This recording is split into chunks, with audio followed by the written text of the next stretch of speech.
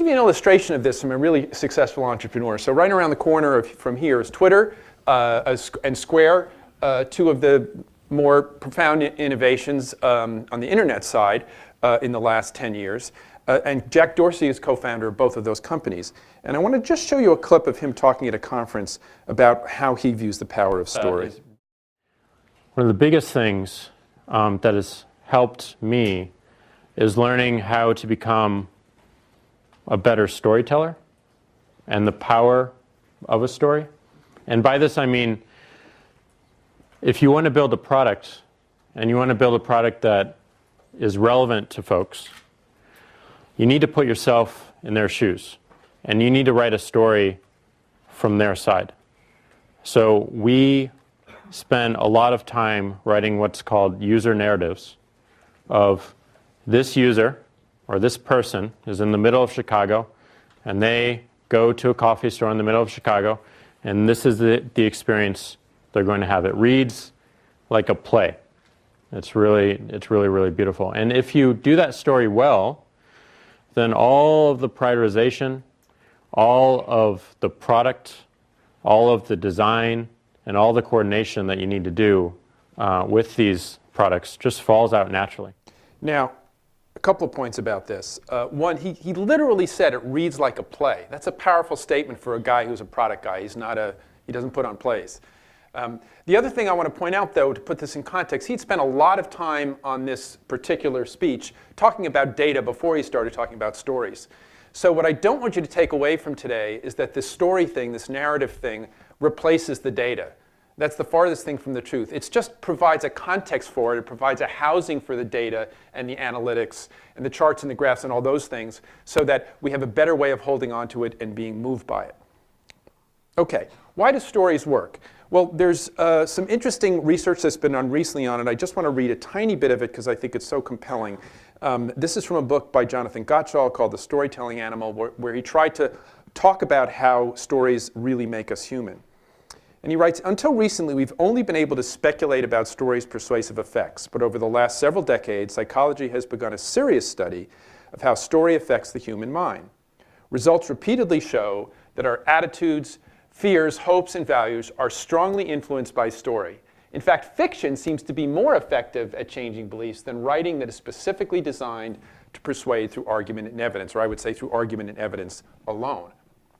What is going on here? Why are we putty in the storyteller's hands? The psychologists Green and Brock argue that entering fictional worlds radically alters the way information is processed. Green and Brock studies show that the more absorbed readers are in the story, the more the stories change them. We literally get into the stories. We get deep into the stories. And in this, there's an important lesson about the molding power of story. When we drive factual arguments, we read with our dukes up. Right? This is what smart people do. When you hear someone talking about something new or some new research results, we're all smart. We start to go through and think about all the reasons why we think there might be holes in it. We start to challenge it. And not that there's anything wrong with that, but it's sometimes a little bit hard to get to the point when you're just sitting there firing away and challenging. We're critical and we're skeptical. But when we are absorbed in a story, we drop our intellectual guard. We are moved emotionally, and this seems to leave us defenseless.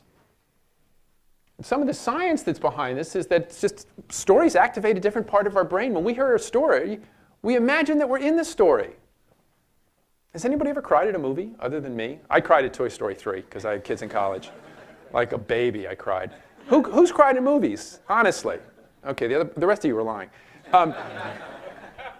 So we all cry at movies. And who's read a book at night? It's dark and it's kind of a little bit scary.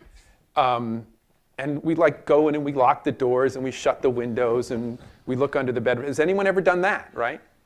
Well, this is fiction. They're actors in the movie and it's fiction that some writer made up. Why do we do that? We do it because if it's a good story, we literally put ourselves in the story. We imagine that we're the protagonist in the story. We imagine we're the characters in the story. That's an incredibly powerful thing if you can use that to your advantage. And good storytelling enables you to do that.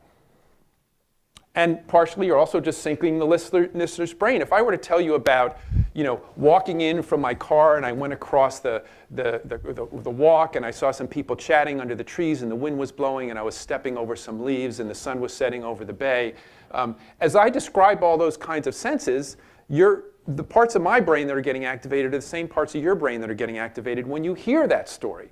So we're literally syncing our brains when we have this experience of telling and listening to stories. And again, when you're out there trying to inspire someone to go along with what it is you're trying to do, having that power at your disposal is really something. Don't leave it behind. Okay, I'm going to take a quick break and give everybody a chance to just exercise their storytelling gene. What I want everybody to do is find a partner, someone next to them, or behind them, or in front of them. Take 60 seconds, and in the 60 seconds, I want you to just tell a quick story about what inspired you to pursue your field. You're all here for a reason. You're all in a certain field, and something got you here, somehow, some crazy way. In 60 seconds, I want you to tell that story. I'm going to time you. At the end of the 60 seconds, I'm going to stop you. I'm going to say, switch. And you're going to switch over to the other person, and then we'll stop. OK? So find your pair. This shouldn't be hard. You're all very smart. And go.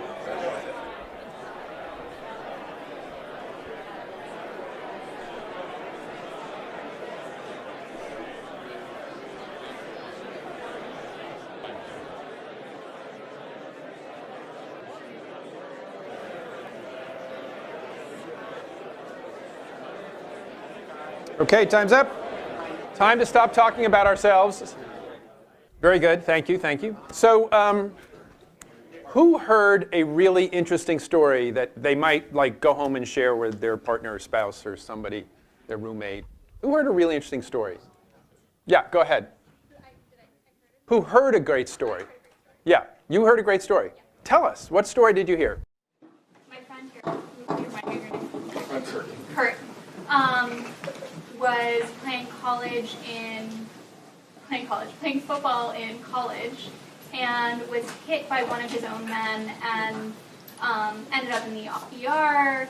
There was blood in his urine. There was lots of challenges. And it turns out that he ruptured a kidney, and he then had to quit football. But then later enrolled in the Navy. And after he got out of the Navy, he was committed to starting a device company that would create an artificial kidney because he wanted to support people who had had similar traumas to the trauma that he had. What a great story. That's an awesome story. So what a great story structure too, right? All those things, right? We have a character in this story. We got some background on him. He's a football player. He's this great football player. He suffers this terrible injury. What a conflict. How is that going to change his life? And then we find out ultimately how it changes life and sets him on a mission. So one of the reasons that's a great story is because it follows an arc. There's a before, there's an after, there's a dramatic event, there's a big conflict. Okay, it's not easy doing that, right? 60 seconds isn't easy to sort of form a story. You obviously managed to do it because you got all that across in 60 seconds, and it was so memorable and compelling that you were able to play it back really well. And our challenge in doing this is ending up there, where that's what you're capable of doing. You're capable of structuring a story and conveying a story in such a way that someone can easily play it back. Because that's how innovations take off. And we'll talk more about that as we go.